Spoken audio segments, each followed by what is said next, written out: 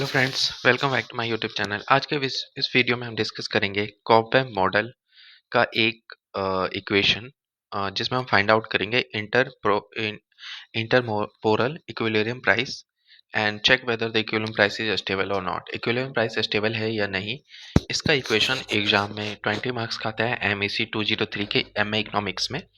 तो चलिए हम को स्टेप बाय स्टेप सॉल्व करेंगे और ये आपके बहुत फ्रिक्वेंटली एग्जाम में आता है, 2-3 अटेम्प्ट में एक बार। तो आप बने रहें हमारे साथ स्टेप बाय स्टेप और हम इसको अच्छे से एकदम धीरे धीरे सॉल्व करेंगे। तो चलिए स्टार्ट करते हैं। सबसे पहले हम इस इक्वेशन को लिख लेंगे। ठीक है, सबसे पहला स्टेप हमारा हमेशा एग्जाम में क्या रहता है, इक्वेशन को हमें लिखना है। तो यहाँ पे हमारा इक्वेशन जो है क्या है, Q T T equal to 18 minus 3 P T, और दूसरा हमारा क्या है, दूसरा सप्लाई वाला equation equal to 2 minus 3 plus 4 P minus 1। अब हमें क्या करना है, अब हमें सॉल्व करना है ताकि हमारा p जो है वो निकल के आ जाए इक्वेशन में, फिर हम उसको चेक करेंगे कि वो स्टेबल है या नहीं। ठीक है, और अगर आपको पता हो तो इक्विलिब्रियम में क्या होता है कि डिमांड जो होता है वो सप्लाई के इक्वल होता है एट द गिवन टाइम। तो इस इक्वेशन में हमारे पास क्या है कि क्यू टी डी इक्वल जो है क्वांटिटी ऑफ टोटल, ये डिमांड, ये सप्लाई, ये टाइम। ठीक है, ये डिनोट कर रहा है। तो ये एक गिवन टाइम पे डिमांड और सप्लाई जो क्या होगी, इक्वल होगी। तो हमारे इस इक्वेशन के हिसाब से 18 minus 3 P T equal to minus 3 plus 4 P टी-1 ये हमारे सामने बनेगा। ठीक है, अब क्योंकि आपको पता होगा, अगर आपने कॉपबेम मॉडल पढ़ा होगा, अगर नहीं पढ़ा होगा तो आप हमारे MEC 201 के प्लेलिस्ट में जाएं, वहाँ पे आपको कॉपबेम मॉडल बहुत अच्छे से समझाया हुआ है। तो उसको एक बार रिवाइज कर लें थ्योरी को, फिर आपको यहाँ पे जो अभी मैं स्टेप्स बताने वाला हूँ वो समझ में आ जाएगा। सबसे पहले क्या होता है कि इंटर टेम्पोरल इक्विलिब्रियम में क्या होता है कि जो अपना पी टी होता है और Pt-1 होता है, वो क्या होता है, P के इक्वल होता है हमेशा। ठीक है, तो ये एक एजम्पशन है कॉपबेम मॉडल थ्योरी की, जो हमारे थ्योरी वाले प्लेलिस्ट में बहुत अच्छे से MEC 201 में बताया गया है। आप जाके प्लेलिस्ट में इसको देख लें, फिर आपको ये इक्वेशन कैसे बनी है वो समझ में आ जाएगी। तो यहाँ पे इसके बाद क्या करेंगे हम, 18 प्लस 3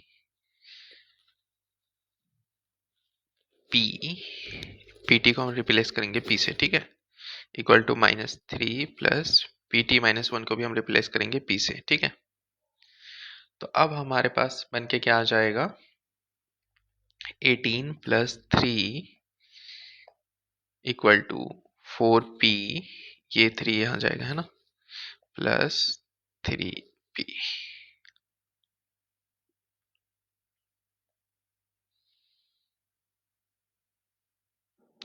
यहाँ तक आपको समझ में आया? आपको जो पॉइंट्स इसमें नहीं समझ में आए आप हमारे कमेंट बॉक्स में ज़रूर कमेंट करें। ठीक है, फिर हम उसको और अच्छे से सॉल्व करेंगे। अब बहुत सारे बच्चों को क्या होता है कि ये इक्वेशन ही नहीं समझ में आती है कि हमने ये यहाँ से यहाँ कैसे किया। तो एक बार मैं इसको अब दोबारा बताता हूँ आपको। 18 को हमने लिखा, ठीक है, 18, इस माइनस 3 को यहाँ लाएंगे तो क्या होगा, प्लस 3। ठीक है, और ये है हमारा 4p, ये मिस हो गया था है ना, 4p, और फिर इसको यहाँ से लाएंगे तो plus 3p।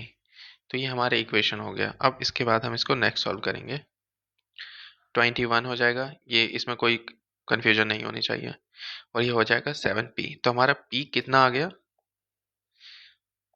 21/7 equal to 3। p हमारा निकल के आ गया 3। अब हमारा p 3 कैसा है उसको भी मैं थोड़ा सा और एलेबरेट कर देता हूँ।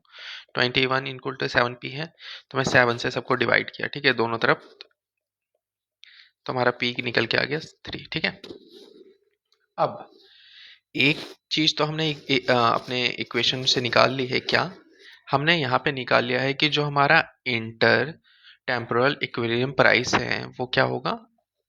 जो आपके क्वेश्चन में दो चीजें मांगी थी, पहला इंटर टेम्पोरल इक्विलिब्रियम प्राइस। ठीक है, तो ये हमारा निकल के आ गया 3। आपने एक चीज सॉल्व कर दी। अब आपको दूसरी चीज ये करनी है कि क्या ये स्टेबल है या नहीं है, इस चीज को फूला करना है। तो यानी कि अगर आपके 20 मार्क का इक्वेशन अगर आपने यहाँ तक कर लिया तो आपके 10 मार्क्स आ जाएंगे। अब बाकी के 10 मार्क्स लाने के लिए हमें नेक्स्ट स्टेप फॉलो करना है। तो सबसे पहले हमें क्या करना होगा, P T minus one equal to P, इसको हमें इक्वेशन में डालना होगा। कौन से?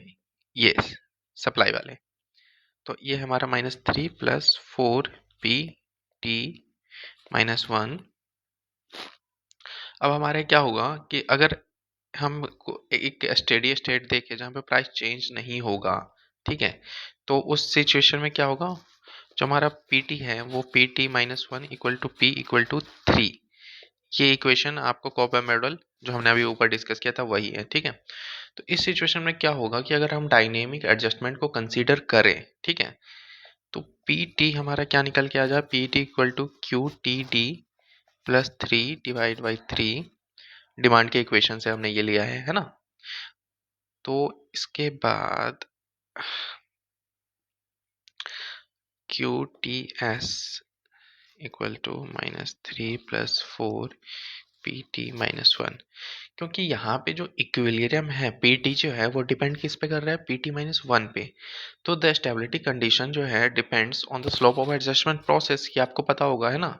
तो the general rule for stability in cobweb model क्या होता है कि जो स्लोप है हमारा, स्लोप ऑफ पीटी, वो विद रिस्पेक्ट टू पीटी -1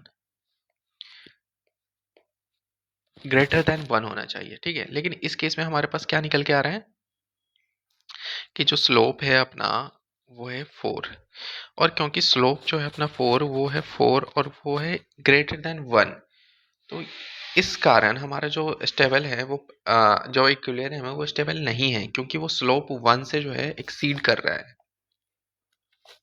ठीक है।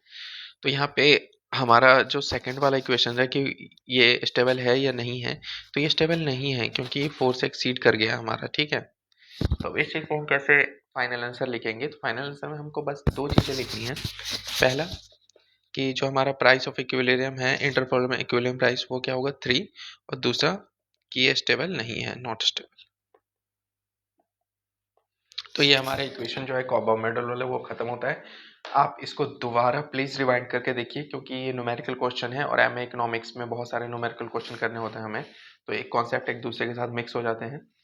तो आप आराम से गो थ्रू करें, दोबारा रिवाइज करें, एक एक स्टेप्स को देखें। फिर भी नहीं समझ में आया तो आप हमारे कमेंट बॉक्स में लिखिए, हम आपकी पूरी पूरी हेल्प करेंगे और अच्छे से एग्जाम की प्रिपरेशन करवाएंगे। और हमारे चैनल को सब्सक्राइब करें, हमारा MSc 203 और बाकी के एमए इकोनॉमिक्स के प्लेलिस्ट को देखें और एग्जाम की अच्छे से प्रिपरेशन करें। Thank you.